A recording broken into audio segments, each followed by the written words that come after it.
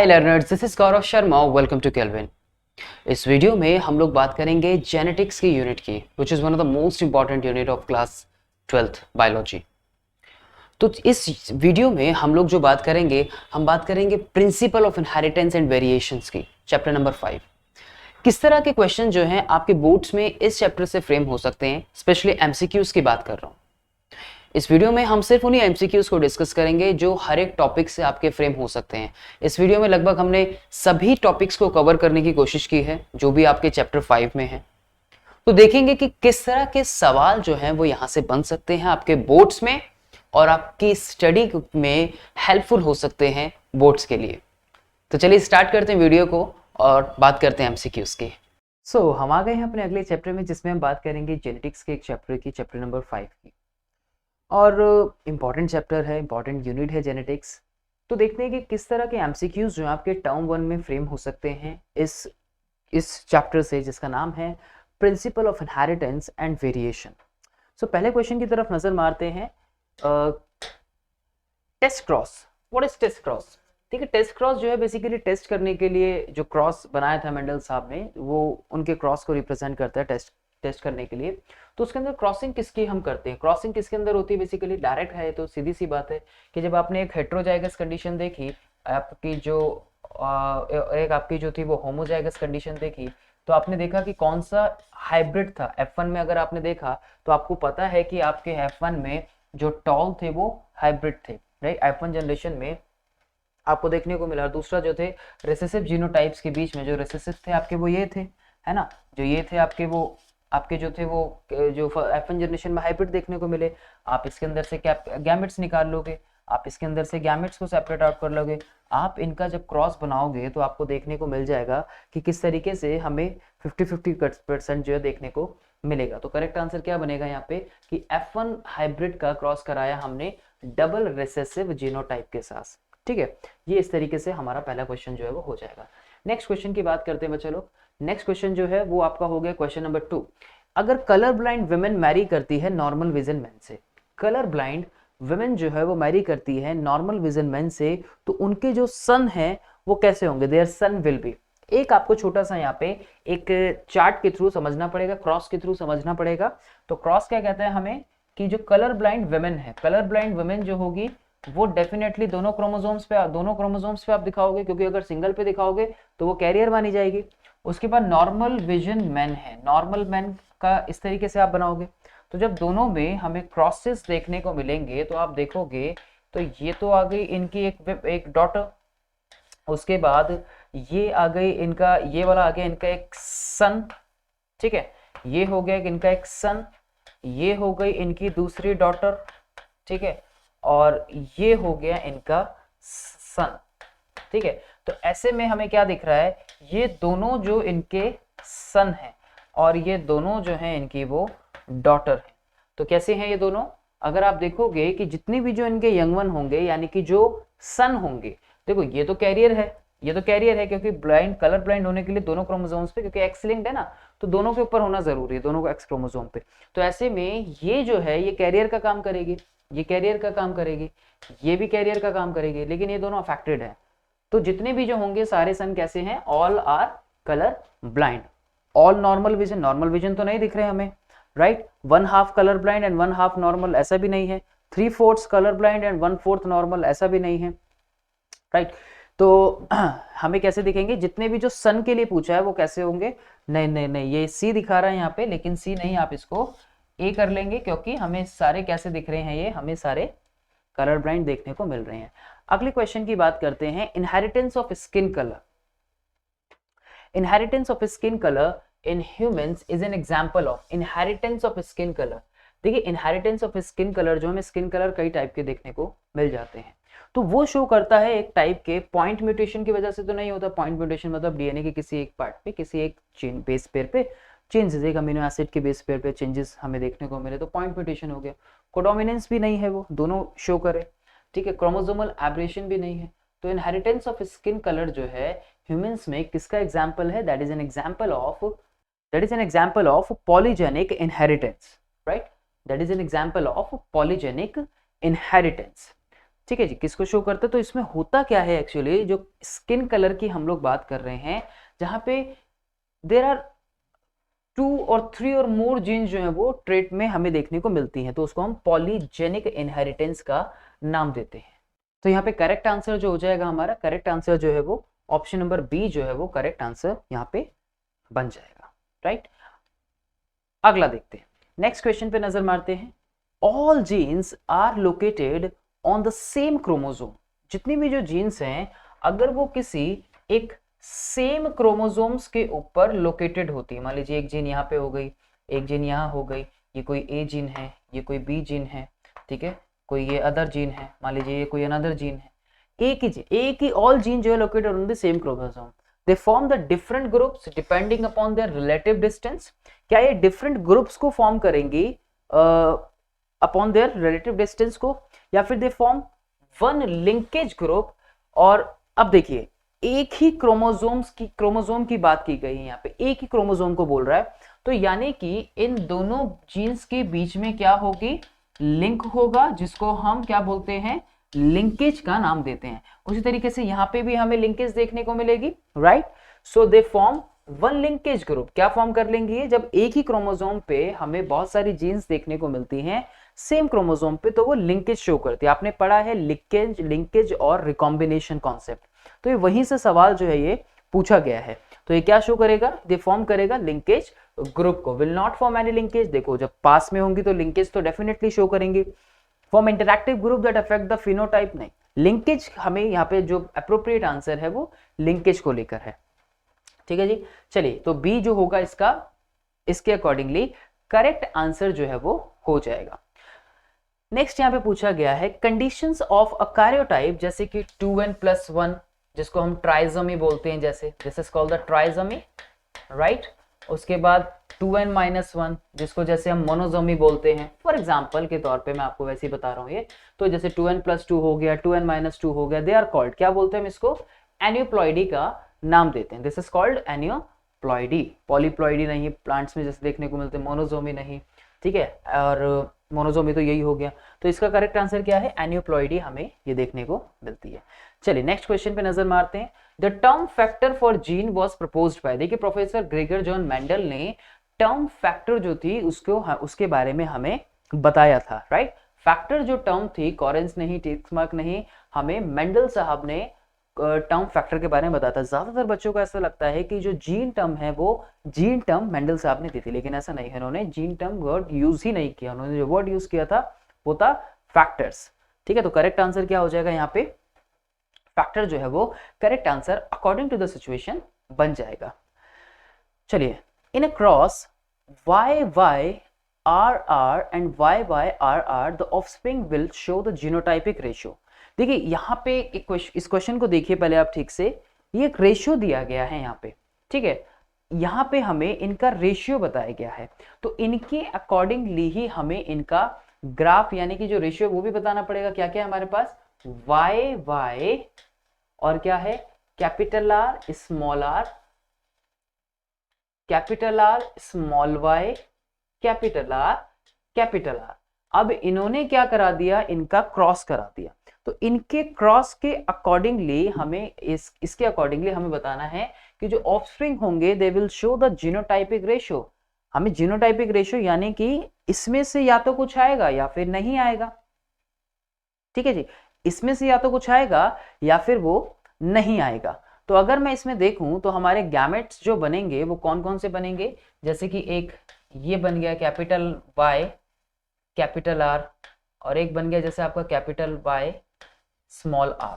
जरा ध्यान से देखिए कि यहाँ पे क्या हुआ है, हमने गैमेट्स को सेपरेट आउट कर लिया इसमें से, ठीक है। हमने सबसे पहले गैमेट्स को सेपरेट आउट कर लिया। कुछ उसी तरीके से आप यहाँ पे भी कर लेंगे, जैसे कि कैपिटल Y कैपिटल R और स्मॉल y स्मॉल r, ठीक है, स्मॉल y स्मॉल r। जरा देखिए क्या हुआ है, हमने क्या किया यहाँ पे? गैमेट्स को सेपरेट आउट कर लिया है। अब जब आप इनका क्रॉस करेंगे, अब क्या करेंगे आप इनका? अब आप इनकी सेल्फिंग करा देंगे। अब जब आप इनकी सेल्फिंग कराएंगे तो आप इसके साथ करा देंगे। सबकी जो सेल्फिंग अगर आप कराएंगे 1 by 1 आपको इनका रेशियो जो है वो पता लगने लग जाएगा। जैसे कि आप इनके साथ इनकी करा देंगे, फिर इनके साथ इनकी करा देंगे, तो उसके अकॉर्डिंगली हमारा रिजल्ट जो है यहाँ पे सामने आ जाएगा। तो हम इनकी सेल्फिंग करा देंगे। तो जैसे कि हम इसमें देखें तो capital Y capital Y capital Y capital Y इसके साथ कराएंगे, और कैपिटल आर कैपिटल आर, ठीक है जी। अब उसी के साथ हम इसकी फिर इसके साथ करा देंगे, राइट, नहीं सॉरी, हम इसके साथ करा देंगे। तो हमें कैसे देखने को मिलेगा, capital Y small Y capital R capital R, ठीक है, एक हो गया। अलग पेन से ले लेते हैं, अलग दिखना चाहिए। उसके बाद इन दोनों की करा दी, ठीक है जी। तो क्या आएगा, capital Y capital R small R, ठीक है। फिर इन दोनों की करा दी, capital Y small Y capital R small R. तो आप ये देखेंगे कि ये सभी जो हैं एक दूसरे से बिल्कुल अलग है। देखिए ये एक है, ठीक है, ये भी एक ही है और कोई मैच नहीं कर रहा, ये भी एक ही है, ठीक है, कैपिटल वाई ये कैपिटल वाई स्मॉल आई, ये भी एक है। तो रेशियो कैसा आया यहाँ पे, रेशियो जो आया हमारा 1:1:1:1 आया, है ना। तो 1:1:1 इस ऑप्शन में तो कहीं भी नहीं है। हाँ, ऐसा तो हमें कहीं भी देखने को नहीं मिल रहा, क्योंकि ये अलग आया, ये अलग आया और ये अलग हमें देखने को मिल रहा है, राइट। हाँ, एक जरूर हमारा मैच कर रहा है, लेकिन बाकी के जो है हमारे कैपिटल वाई स्मॉल वाई वो तो बिल्कुल अलग है। यहाँ पे 3 बता रहा है, हमारा एक आया है, ठीक है जी। तो यानी कि हमारा जो ऑप्शन आएगा वो आंसर जो हम देंगे वो देंगे नन ऑफ द अबव में। तो हमारा कोई भी जो है इसके साथ मैच नहीं किया। तो डी जो है इस सिचुएशन के अकॉर्डिंगली सही आंसर यहाँ पे बन जाएगा। नेक्स्ट क्वेश्चन पे नजर मारते हैं जरा। Which of the following characters of P was not studied by the Mendel साहब। तो मेंडल का जो एक्सपेरिमेंट था जिसमें उन्होंने 7 कंट्रास्टिंग कैरेक्टर्स को लिया था, राइट। तो उसमें वैसे तो बहुत सारे कैरेक्टर्स थे उनके पास, लेकिन उसमें से उन्होंने उन लगभग 30-32 कैरेक्टर्स में से लगभग उन्होंने कुछ कैरेक्टर्स को और ऑप्ट किया था, ठीक है। तो 7 कैरेक्टर्स जिसको हम बोलते हैं बेसिकली। तो 7 में से कौन कौन से थे, अगर हम देखें तो यहां पर हमारा कौन कौन सा ऑप्शन सही आएगा। देखिए लेंथ यानी कि जो टॉलनेस और डॉर्फनेस को लेके बात की गई थी वो तो बिल्कुल मेंडल साहब के एक्सपेरिमेंट में था। शेप ऑफ पोड की अगर मैं बात करूं तो शेप ऑफ पोड भी जो है वो हमें देखने को मिला था, ठीक है, शेप ऑफ पोड। क्या सीड के साइज की कलर भी हमें देखने को मिला, क्या सीड के साइज की बात की गई थी वहां पे, साइज ऑफ सीड नहीं, सीड के साइज की नहीं, लेकिन सीड के शेप की बात जरूर की गई थी। हमने सीड तो देखा था, लेकिन सीड कैसे देखा था, सीड का शेप हमने देखा था और उसके कलर की भी बात की गई थी। 2 चीजें, ठीक है, एक हो गया उसका कलर और दूसरा हो गया उसकी शेप। तो यानी कि करेक्ट जो आंसर बनेगा हमारा यहाँ पे वो बी जो है वो करेक्ट ऑप्शन यहाँ पे बन जाएगा, ठीक है जी। चलिए next question. The male grasshoppers and bugs have, bugs के पास और जो मेल ग्रास होपर्स होते हैं उनके पास क्या होता है। क्रोमोसोम्स की बात हो रही है, 1 Y chromosome 1 X chromosome, neither X और नॉर Y क्रोमोसोम्स, राइट, और 1 X एंड 1 Y क्रोमोसोम। इनके पास अगर हम देखें तो एक X क्रोमोसोम होता है। क्या होता है, जो मेल ग्रास होपर्स होते हैं उनके पास एक X क्रोमोसोम होता है, जबकि जो फीमेल होते हैं उनके पास 2 X क्रोमोसोम्स हमें देखने को मिलते हैं। तो आप एनसीईआरटी में पढ़ते भी हो ना, कुछ इस तरीके से लिखे होते हैं आपके, वो है कि नहीं, राइट। जब कॉन्सेप्ट पढ़ते तो कुछ ऐसा लिखा होता है। तो अकॉर्डिंग टू दिस सिचुएशन कौन सा आंसर करेक्ट होगा हमारा, बी जो है वो करेक्ट यहाँ पे हो जाएगा। Next question. Daughter receive x chromosome, कहां से रिसीव करती है, तो मदर के पास तो दोनों के पास एक्स एक्स ही है, फादर के पास होगा एक्स वाई, तो दोनों से ही रिसीव करेगी, ठीक है। तो कैसे हो जाएंगे, फादर भी होंगे मदर भी होंगे, यानी कि बोथ ए एंड बी जो है वो करेक्ट आंसर यहाँ पे हो जाएगा। नेक्स्ट क्वेश्चन की बात करते हैं। X linked trait are inherited from mother to where. देखिए जो एक्स लिंक्ड है वो मदर से कहां पे ट्रांसमिट होंगे, कहां की तरफ जाएंगे, ये पूछा गया है, किस तरफ ट्रांसफर होंगे बेसिकली, क्या वो मदर से, जितने भी जो एक्स लिंक्ड होते हैं, देखिए एक्स लिंक्ड है तो एक्स लिंक तो डॉटर के पास भी जा सकता है अगर एक्स क्रोमोसोम पे है, और एक्स लिंक जो है वो सन के पास भी जा सकता है, तो दोनों ही सन और डॉटर जो है इसके ऊपर अफेक्टेड हो सकते हैं, जा सकता है, मतलब ट्रांसफर होने की बात हो रही है बेसिकली। तो दोनों ही का जो ऑप्शन होगा, ऑप्शन नंबर सी जो है वो इसके अंदर करेक्ट देखा जाएगा। नेक्स्ट क्वेश्चन की बात करते हैं, Y linked trait are inherited from father to where. अगर कोई वाई लिंक ट्रेट है, सिचुएशन ऐसी है कि कोई वाई लिंक ट्रेट है तो वो फादर पे है, तो फादर से कहाँ ट्रांसफर होगा, देखो गर्ल पे तो होगा नहीं क्योंकि एक्स क्रोमोसोम है, राइट, तो कहाँ पे जाएगा, फादर पे से सन पे ही जाएगा। ठीक है जी। नेक्स्ट क्वेश्चन की बात करते हैं, ए जो होगा इसका करेक्ट ऑप्शन होगा gene for colour blindness is, gene for colour blindness is, colour blindness की जीन कौन सी है, देखिए एक्स जीन जो होती है वो कलर ब्लाइंडनेस को शो करती है, लेकिन सवाल यहां पर यह है कि क्या वो रिसेसिव रहेगी या फिर वो डोमिनेंट रहेगी। देखिए ऑटोसोम भी है और वाई लिंक्ड भी है, वहां पे तो हमें जाना ही नहीं है, ठीक है, कैसी रहती है, कहां पे प्रेजेंट होती है, that gene present on x chromosome, present on x chromosome, ठीक है, तो एक्स क्रोमोसोम पे प्रेजेंट होती है, कैसा होता है, रिसेसिव होती है, कलर ब्लाइंडनेस कैसी होती है, रिसेसिव होती है। तो करेक्ट ऑप्शन जो बनेगा हमारा यहाँ पे ए जो है वो करेक्ट ऑप्शन बन जाएगा। नेक्स्ट देखिए, gene for haemophilia is, haemophilia की जो जीन होती है वो किसके ऊपर प्रेजेंट होती है, ये भी एक्स लिंक्ड के ऊपर प्रेजेंट होती है। अब देखिए एक्स लिंक पे कैसे, एक्स क्रोमोसोम पे प्रेजेंट होती है, तो जो वुमेन होगी वो कब अफेक्टेड होगी, जब उसके दोनों जो क्रोमोसोम्स हैं वो उसके ऊपर हमें देखने को मिले।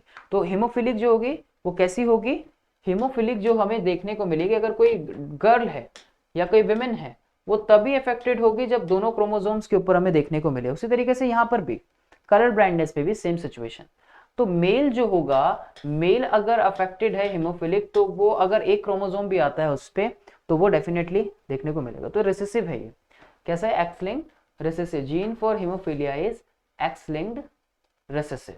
तो फीमेल जो सफर्ड होंगी वो सिर्फ होमोजाइगस कंडीशन में ही देखने को मिलेंगी। जब फीमेल सफर्ड होंगी तो वो सिर्फ होमोजाइगस कंडीशन में ही सफर्ड इसके अंदर होगी, ठीक है, होमोजाइगस कंडीशन में ही सफर्ड होंगी। तो ऑप्शन नंबर ए जो है वो यहाँ करेक्ट आंसर इसका बन जाएगा। नेक्स्ट देखते हैं, Klinefelter syndrome is due to what, Klinefelter syndrome जो है वो 21st ट्राइसोमी की वजह से या एडिशनल कॉपी होना एक्स क्रोमोसोम की, एडिशनल कॉपी की बात कर रहे हैं यहाँ पे। कैसा होता है यहाँ पे, अगर मैं इसकी कैरियोटाइपिंग की बात करूं तो कैसा बनता है 44 प्लस एक्स एक्स वाई, तो 44 45 46 47 47 क्रोमोसोम। तो ये क्या हो गया यहाँ पे, एक एडिशनल कॉपी हमें देखने को मिल रही है किसकी, एक्स क्रोमोसोम की, राइट, क्या देखने को मिल रही है, एडिशनल कॉपी जो है एक्स क्रोमोसोम की इसके अंदर देखने को मिलती है लाइनफेल्टर सिंड्रोम के अंदर। मोनोसोमी नहीं है एक्स क्रोमोसोम की, 38 ट्राइसोमी पे नहीं है। करेक्ट आंसर क्या होगा यहाँ पे, बी जो होगा इसके अंदर करेक्ट ऑप्शन हमें देखने को मिलेगा। नेक्स्ट देखते हैं, डाउन सिंड्रोम की बात की गई है, डाउन सिंड्रोम किस पे होता है, डाउन सिंड्रोम जो हमें ट्राइसोमी देखने को मिलती है, राइट, ट्राइसोमी कौन से क्रोमोसोम पे, 21st क्रोमोसोम जो है उसके ऊपर हमें ट्राइसोमी जो है वो देखने को मिलती है। तो करेक्ट ऑप्शन क्या हो जाएगा यहाँ पे, ए जो है वो करेक्ट ऑप्शन यहाँ पे बन जाएगा। Next, Turner syndrome is due to what, Turner syndrome जो है वहां पे क्या देखने को मिलता है, ट्राइसोमी है किसकी, ऑफ एक्स क्रोमोसोम की, मोनोसोमी है किसकी, एक्स क्रोमोसोम की, या 18th क्रोमोसोम पे या 18th ट्राइसोमी जो हमें देखने को मिलती है। देखिए अगर हम इसको देखें तो क्या हमें देखने को मिलता है 44, कैरियोटाइपिंग कैसी होती है 44 प्लस एक्स नॉट, ये इसकी कैरियोटाइपिंग हो गई, ठीक है, ये इसकी कैरियोटाइपिंग हो गई। तो ये क्या है यहाँ पे, मोनोसोमी, यानी कि 2n माइनस 1 जो है हमें देखने को मिल रहा है। ये तो है मोनोसोमी को हम ऐसे तो बताएंगे, ठीक है, तो मोनोसोमी क्या है ये। और अगर हम ट्राइसोमी की बात करें तो ट्राइसोमी क्या हो जाएगी 2n प्लस 1, जैसे कि हमें किस में देखने को मिला, जैसे कि हमें 21st क्रोमोसोम में डाउन सिंड्रोम में देखने को मिला, करेक्ट। तो क्या हो जाएगा यहाँ पे, ये तो कैरियोटाइपिंग हो गई, यानी कि जो आपका मोनोजोमी है किसकी, ऑफ एक्स क्रोमोजोम। तो करेक्ट आंसर क्या बनेगा यहाँ, सी जो है वो करेक्ट आंसर हो जाएगा। ठीक है जी। देखिए इसी तरह के सवाल आपसे पूछे जाएंगे, क्योंकि आपको अब क्वेश्चन अब और इस पोर्शन से जो आपका मेंडेलियन डिसऑर्डर है और जो क्रोमोसोमल डिसऑर्डर है, यहाँ से क्वेश्चन जरूर फ्रेम होते हैं आपके, हमेशा होते हैं, कम्पिटिटिव एग्जाम्स हो या फिर आपके बोर्ड्स हो, हमेशा सवाल जो है वो पूछे जाते हैं। तो लगभग एक आध सवाल यहाँ से फिक्स्ड है। तो हो सकता है कि आपके इस बार मेंडेलियन, कई बार ऐसा होता था कि मेंडेलियन और क्रोमोसोमल से एक एक क्वेश्चन आता था दोनों में से, अब हो सकता है कि दोनों दे दे, क्योंकि ऑब्जेक्टिव पैटर्न है, तो ज़्यादा सवाल जो है वो यहाँ से बन सकते हैं। तो आपको पता होना चाहिए कि कौन सा किसको रिलेट करता है। ठीक है, ये चीज़ आपको आनी चाहिए अच्छे से। अगला देखते हैं ज़रा यहाँ पे नेक्स्ट हमें क्या बताता है। नेक्स्ट जो है यहाँ पे down syndrome is represented by genotype. अगर हम जीनोटाइप देखें डाउन सिंड्रोम का तो क्या होगा, डाउन सिंड्रोम में क्या होगा, 21st क्रोमोसोम पे एडिशनल यानी कि ट्राइजोमी हमें देखने को मिलती है उसके अंदर, राइट। तो ट्राइजोमी यानी कि 2n+1 हो गया, तो कौन से क्रोमोसोम पे, एट 21st पेयर। तो एक एक्स्ट्रा क्रोमोसोम जो है हमें 21st पेयर क्रोमोसोम पे देखने को मिलता है, इसलिए हम उसको ट्राइजोमी का नाम देते हैं, इसलिए हम उसको ट्राइजोमी का नाम देते हैं। तो करेक्ट ऑप्शन क्या बनेगा यहाँ पे हमारा, ऑप्शन नंबर डी जो है उसके अकॉर्डिंगली करेक्ट होगा। ठीक है, चलिए नेक्स्ट क्वेश्चन की बात करते हैं। Sex chromosome of a female bird are represented by. Sex chromosomes की अगर हम बात करें बर्ड्स के अंदर, देखिए एक्स एक्स तो हमारा नहीं है, एक्स नॉट भी नहीं है, अभी हम पढ़ चुके हैं। ZW और Z0 दो जो ऑप्शन बच रहे हैं यहाँ पे हमारे, कौन कौन से सेक्स क्रोमोसोम को लेके जो बच रहे हैं हमारे पास, Z0 भी हम बोलते हैं और ZW जो है हमारा दूसरा यहाँ पे आ गया। तो बर्ड्स में जो फीमेल बर्ड में एक्चुअली पूछा गया है यहाँ पे, तो फीमेल बर्ड्स में जब हम बात करते हैं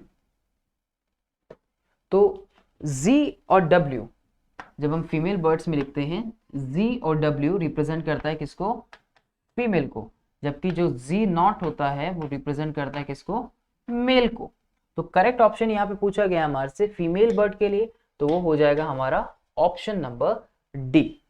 तो D is the correct answer. Next बात करते हैं, अगला सवाल है, 3 चिल्ड्रन है यहाँ पे फैमिली में, 3 चिल्ड्रंस हैं in a family, 3 childrens in a family have a blood types O, AB and B respectively. What are the genotypes of their parents? उनके पेरेंट्स का जीनोटाइप क्या होगा ये हमें बताना है, and that is an example showing off the codominance.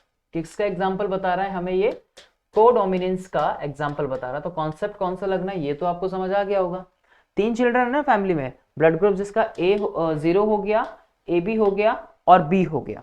ठीक है, अब जब आप यहाँ पे देखोगे तो आपको 3 एलिल्स जो है वो देखने को मिलेंगे, 3 एलिल्स जो है वो देखने को मिलेगी। कौन कौन सी हो गई, एक तो ए ग्रुप के लिए, एक आपके AB के लिए और एक आपके O के लिए, सॉरी एक हो गई आपकी B के लिए, एक हो गया O के लिए और एक हो गया आपका A के लिए। तो 3 एलिल्स हमें कोडोमिनेंस के अकॉर्डिंगली 3 एलिल्स जो हमें देखने को यहाँ पे मिलेंगी। तो वो ये जो शो करती हैं, ये क्या शो करती हैं आपकी, ये शो कर रही है किसको, कोडोमिनेंसी को, राइट।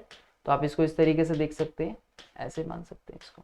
ठीक है जी, तो ये आपके हो गए किसको शो कर रहे हैं, कोडोमिनेंसी का एग्जांपल है। तो जब इसका क्रॉस बना के आप लोग एक बार देखेंगे तो आपको इसका पता लग जाएगा कि उन्होंने बोला क्या है कि जीनोटाइप जो है पेरेंट्स का क्या निकलेगा।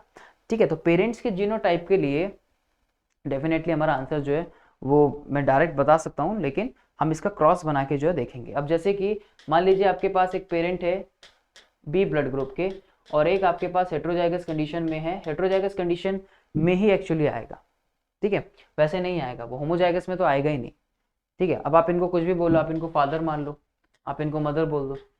ठीक है, आप इनको फादर बोल दो, आप इनको मदर बोल दो। अब क्या करेंगे, अब आप इनका क्रॉस कराएंगे, अब आप इनका क्रॉस कराइए। जब आप इनका क्रॉस कराएंगे तो एक आ जाएंगे आपके पास IBA, एक क्या आ जाएंगे आपके पास IBA आ जाएंगे। पहले तो आप गैमेट भी सेपरेट आउट कर सकते हो कि IB अलग कर लिया, I अलग कर लिया, IA कर लिया, I अलग कर लिया। ठीक है, ऐसा कर सकते हो। ठीक है जी। तो आई तो रिसेसिव ही है यहाँ पे, ठीक है। सो अब क्या हो रहा है यहाँ, अब अगर मैं इसका इसके साथ कराऊं, एक क्या हो जाएंगे आई बी आई, ठीक है। तो हम सेपरेट आउट करके गैमेट्स को भी अलग अलग यहाँ पे कर सकते हैं, ये चीज ध्यान रखिएगा। तो एक आ गया हमारा आई बी ए, एक हो गया हमारा आई बी आई। अब क्या करेंगे हम दोबारा से, अब हम इस वाले को इनके साथ जो है क्रॉस करा देंगे। तो एक आ जाएगा हमारा, एक इसमें से क्या बन जाएगा आई ए आई ए आई, ठीक है। और एक क्या बचा हमारा आई आई। तो ये तो हमारा ओ ही हुआ।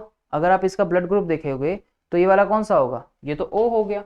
ये वाला कौन सा हो गया ए, ये वाला कौन सा हो गया बी, और ये कौन सा हो गया हमारा ए बी। तो चार आ गए आपके यहाँ पे। वो बोल रहा है कि फैमिली में 3 टाइप है, हमने 4 निकाल दिए, तो 4 का भी हो गया। तो ए बी बी और ए ओ, तो आपका कौन सा मोस्ट प्रोबेबली होगा आई बी ए और आई ए। तो यानी कि आपको हेट्रोजाइगस कंडीशन ही देखने को यहाँ पे मिलेंगी। तो हेट्रोजाइगस कंडीशन के अकॉर्डिंगली हमारा ये आई ए आई ओ और आई बी आना चाहिए। तो यानी कि बी ऑप्शन हमारा यहाँ पे होना चाहिए। तो बिल्कुल जो है बी जो है हमारा करेक्ट ऑप्शन होगा, तभी जो है हमारे डिफरेंट इंडिविजुअल्स जो है वो देख पाएंगे। या देखो ना अलग अलग ब्लड ग्रुप आ गए ना सबके, सभी के अलग अलग ब्लड ग्रुप जो है वो हमें ऑफस्प्रिंग में देखने को मिल गए, ठीक है जी। तो ये हो गया उसका correct answer according to this situation. चलिए नेक्स्ट क्वेश्चन पे नजर मारते हैं। नेक्स्ट क्वेश्चन जो है हमारा वो है क्वेश्चन नंबर 21। अब यहाँ पे ये एक पेडिग्री चार्ट है, ठीक है। मैं पेडिग्री चार्ट के ऊपर कि आप पेडिग्री चार्ट्स को किस तरीके से सॉल्व कर सकते हैं आसानी से, मैं उसके ऊपर एक वीडियो जरूर बनाऊंगा। तो उससे क्या होगा कि आपको किसी भी टाइप के पेडिग्री चार्ट्स को सॉल्व करने में हेल्प मिलेगी, ठीक है।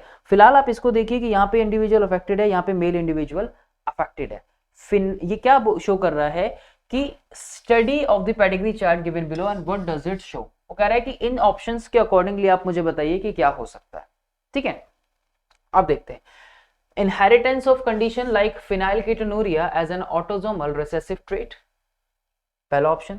Pedigree chart is wrong as this is not possible, ऐसा भी बोलता है ये, ठीक है। और inheritance of recessive sex linked disease like haemophilia, हमें हीमोफीलिया देखने को मिल रहा है। Inheritance of sex linked inborn error of metabolism like phenylketonuria. Inheritance of sex link, देखिए इनहेरिटेंस कंडीशन है जैसे कि फिनाइलकेटोनुरिया में हमें देखने को मिलती है। फिनाइलकेटोनुरिया के बारे में काफी बात की गई है यहाँ पे। और फिनाइलकेटोनुरिया क्या है, वो एक ऑटोसोमल रिसेसिव ट्रेट है। अब मैं आपको समझाऊंगा, मैंने कहा ना कि मैं एक पूरी की पूरी वीडियो जो है आपकी पेडिग्री एनालिसिस के ऊपर उसमें बनाऊंगा। तो आपको बताऊंगा कि ऑटोसोमल कंडीशंस कैसे हो सकते हैं, रिसेसिव कौन सी हो सकती हैं, सेक्स लिंक्ड कौन सी होंगी, क्रिस क्रॉस कैसे पहचानेंगे इसके अंदर, और कहाँ पे आपको जनरेशन टू जनरेशन गैप देखने को मिलेगा, किसमें आपको जनरेशन टू जनरेशन गैप देखने को नहीं मिलेगा। वो अलग अलग सिचुएशंस के अकॉर्डिंगली आप हर एक चार्ट को शो कर पाएंगे। इस सिचुएशन के अकॉर्डिंगली आप देख सकते हैं यहाँ पे कि हमें एक जनरेशन में गैप देखने को, जैसे एक जनरेशन यहाँ पे अफेक्टेड है इंडिविजुअल, लेकिन यहाँ पे हमें जो है वो अफेक्टेड देखने को नहीं मिल रहे, यहाँ पे भी अफेक्टेड जैसे देखने को नहीं मिल रहे इनके, ठीक है। ये इनके बच्चे हो गए तो वो अफेक्टेड, हमें मेल अफेक्टेड देखने को मिल रहा है, बाकी जैसे देखने को नहीं मिल रहे। तो ये एक रिसेसिव ट्रेट है, ये शो कर रहा है। सभी स्पेसिफिक किसी उस पे हमें जैसे कि मेल देखने को मिल रहा है, फीमेल में भी हो सकता है। ऑटोसोमल रिसेसिव ट्रेट है, ये तो पता लग गया हमें, क्योंकि फिनाइलकेटोनुरिया जो होता है वो एक ऑटोसोमल रिसेसिव ट्रेट है। इनहेरिटेंस कंडीशन है, फिनाइलकेटोनुरिया होता है, ये बात बिल्कुल ठीक है कि वो एक ऑटोसोमल रिसेसिव ट्रेट जो है वो होता है। The pedigree chart wrong, this is not possible, this can be possible। autosomal recessive traits के अंदर ये possible है। inheritance of recessive sex linked disease like haemophilia, देखो sex linked तो नहीं है ये, ठीक है। inheritance of sex linked inborn error of metabolism like phenylketonuria।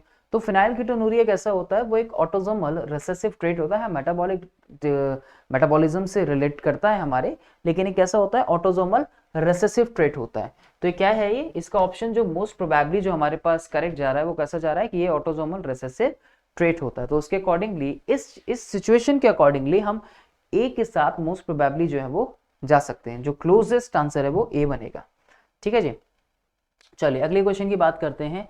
Incomplete dominance is found in, incomplete dominance हमें किसमें देखने को मिलता है। देखिए इनकम्प्लीट डोमिनेंस ही वो था हम उसको ये कह सकते हैं कि जहाँ पे हमें मेंडल साहब का जो पहला एक्सेप्शन था वो इनकम्प्लीट डोमिनेंस है। मेंडल साहब का जो पहला एक्सेप्शन हमें देखने को मिला उसको हम कहेंगे इनकम्प्लीट डोमिनेंसी का हम उसको नाम देंगे, जहां पर हमें कंप्लीटली एक नया ऑर्गेनिज्म देखने को मिला। ठीक है, तो उसका एग्जांपल क्या हो सकता है, मिराबिलिस जलापा, राइट। उसके अलावा एंटेराइनम, जिसको आप स्नैपड्रैगन के नाम से भी जानते हो। दोनों एग्जांपल आप लोगों ने एनसीईआरटी के अंदर अपनी बहुत अच्छे से पढ़े हैं, तो दोनों ही ऑप्शन जो है वो यहाँ पे करेक्ट होते हुए हमें दिखेंगे। चलिए नेक्स्ट क्वेश्चन पे नजर मारते हैं। तो सी जो है वो हमारा करेक्ट आंसर यहाँ पे हो जाएगा। अब ये कहते हैं कि what will never be father's blood group, what will nevers be father's blood group, never be father's blood group if the mother has blood group B and child has blood group O। ठीक है, तो कह रहा है कि what will never be the father's blood group if the mother has blood group B, अगर mother का blood group B है एंड द चाइल्ड का ब्लड ग्रुप जो है वो ओ है, तो इसमें भी आपको जो है क्रॉस के अकॉर्डिंगली जो है यहाँ पे वो निकालना पड़ेगा। ठीक है, अब जैसे मान लो मदर का वो कह रहा है कि जो ब्लड ग्रुप है, मदर का जो ब्लड ग्रुप है वो क्या है, आई बी है। ठीक है, चलिए आई बी ओ हो लिया, ले लिया हमने। फादर का जो ले लिया हमने, मान लीजिए आई ए ओ ले लिया। ठीक है, अब आप इसके अंदर what will be the never father's blood group, अब आप इसका क्रॉस बना लीजिए।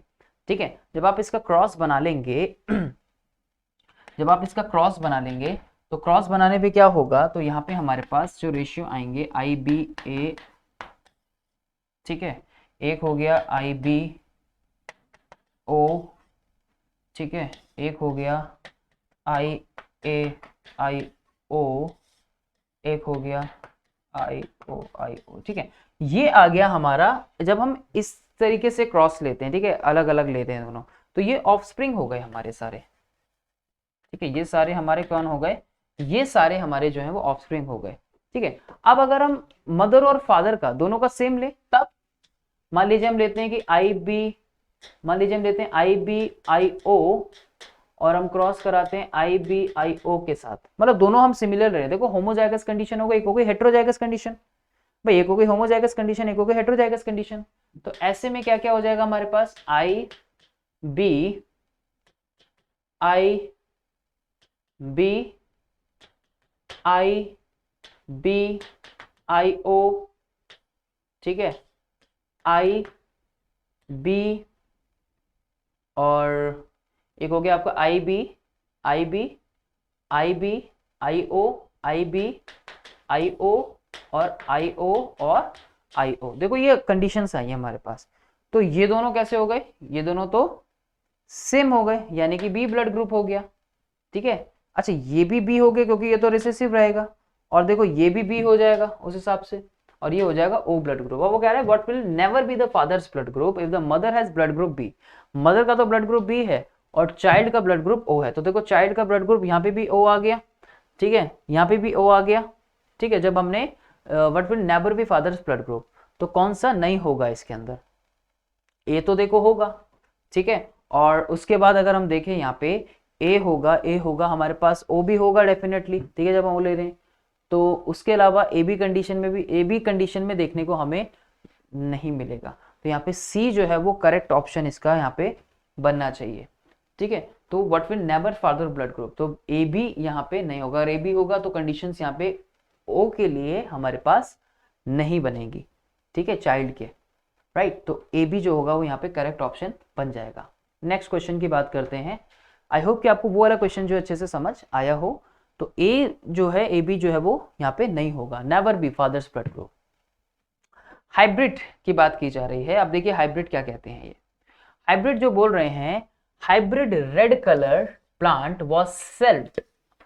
अच्छा, हाइब्रिड रेड कलर प्लांट जो है वो सेल्फिंग करा दी हमने उसकी, और 1600 सीड जो है वो हमें प्रोड्यूस हुए। Okay, and how many will be red in colour. ठीक है, तो हाइब्रिड, देखो वर्ड आया यहाँ पे हाइब्रिड, तो इन्होंने क्या किया, उसकी सेल्फिंग करा दी।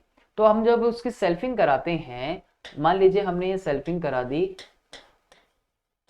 आप इसकी सेल्फिंग करा दो। आपके पास कैसे आ जाएंगे, capital R capital R, capital R small R, ठीक है, capital R small R, small R small R. भाई यही तो रेशियो आ जाए, 1 2 3 और 4। अब देखो ये क्या दिख रहा है आपको, ये क्या शो कर रहा है कि ये तीनों तो हो गए कैसे, बिल्कुल ठीक, रेड हो गए। Hybrid red colour plant was self, ठीक है। और हम इसको कैसा मान सकते हैं, हम इसको बोल दें ये हो गया हमारा व्हाइट, ठीक है। तो देखो लगभग लगभग जो 3 प्लांट है, अगर 4 में से देखें तो 75% कैसे हैं, रेड हैं, और 25% कैसा आया है हमारा, व्हाइट आया है, ठीक है। 75 आउट ऑफ, अगर हम देखें तो आउट ऑफ कितने में से, 1600 में से 1600 है ना, तो आउट ऑफ 1600 में से जो 3 प्लांट है वो कैसे आए हैं, रेड आए हैं, राइट। यानी कि 3 प्लांट जो हमारे कैसे आए हैं, वो 75% आए हैं। तो हम इसको कैंसिल कर देते हैं, 4 चौक 16, ठीक है। तो कितना बचा हमारे पास, 4 तिये 12, तो 1200 बचा। तो कह रहा है कि seeds were produced, how many will be red in colour. तो कितने हो गए ये भाई, 400 ही तो बचे, 25%, 1200 कैसे हो गए, रेड हो गए। तो सीधा आंसर 1200 कैसे हो गए आपके, रेड हो गए, ठीक है जी। अगला देखते हैं, how many out of 10 million sperms, ये भी क्वेश्चन अच्छा है, जरा ध्यान से देखिएगा। कह रहा है कि out of how many out of 10 million sperms in a man with genotype AABB will have both recessive allele. देखो जीनोटाइप देखो पहले यहां पे,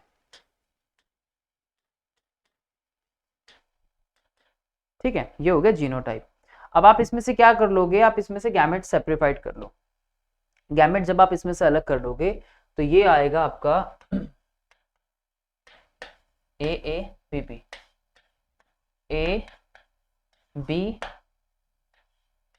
A B A B या BA कर लो, ठीक है। एक हो गया आपका A। देखो ये क्या कर लिया हमने, ये सारे के सारे यहाँ पे गैमेट्स को सेपरेट आउट कर लिया। हमने क्या कर लिया, यहाँ पे सारे गैमेट्स को सेपरेट आउट कर लिया। तो देखो ये भी एक है, ये भी एक है, ये भी एक है, ये भी एक है। तो अगर आप ध्यान से देखें कि सबकी प्रोबेबिलिटी जो है वो कितनी कितनी आई है, 25% सारे की यही तो है। अब वो कितने में से बोल रहे हैं कि out of 10 million sperms in man with genotype AABB, हमने उसको यहाँ पे सेपरेट आउट करा तो हमारा आया कितना, 25%। तो आउट ऑफ 10 बिलियन, तो यानी कि out of 10 billion, sorry out of 10 million, ठीक है, आउट ऑफ 10 मिलियन, तो हमारे पास कितने आ गए, 1/4 इंटू 10।